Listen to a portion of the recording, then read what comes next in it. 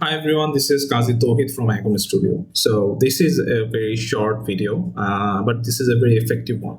So sometimes what we do have multiple sliders on a page, or sometimes we want to use two or three sliders with one single navigation to have some effects or some interactions on the page. So something like that as example. If you this we did a few months back. So if you this click this one, see this testimonials and image are changing though the background is fixed. Okay, so there is two slider. One slider is here, one slider. So we are not changing a whole section. Usual process. This is the current project we're doing. If you see this hero section, it has three layers. One is a text, then there is an overlay, and in the background there is an image. So in this slider, we wanted to have the overlay fixed, only the text and the background to change. So see,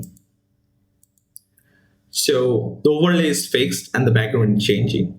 So it's not like taking the whole overlay with it, so changes. So how there is a trick, there is some system that it need to be worked in if we want to work around it. It's very simple and effective. Also, sometimes what happens is that sometimes we have multiple sliders on the page, and there sometimes the navigation can interact with it, or there's some different control, or you want a single navigation and control two or three sliders if needed. So what you need to do, there is a small trick. There is a custom attribute named data x slide context. Okay, so this is the attribute.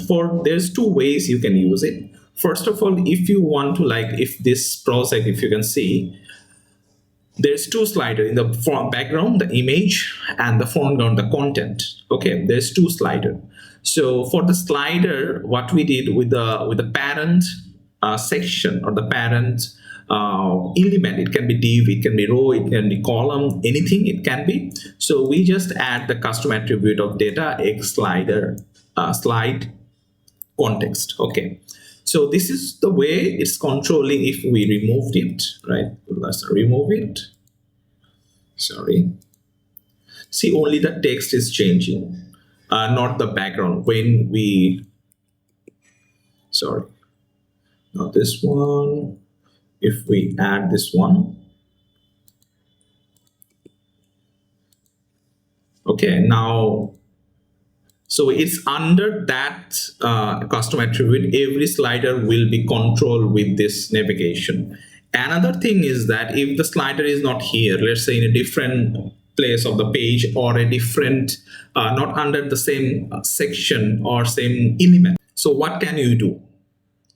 On that case, you can add a value in here, like 1.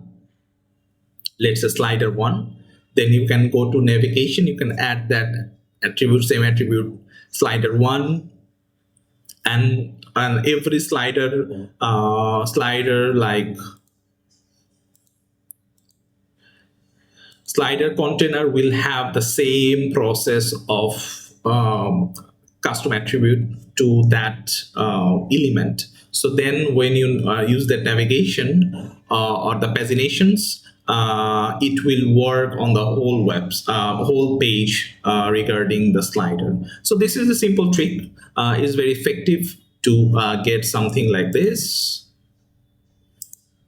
or something like this. Okay, something like this. So hope this helps, and you can implement this in your next project, and let me know where you implement it and how you implement it, because Cornerstone is awesome. Everyone has their own process. Your imagination is the limit.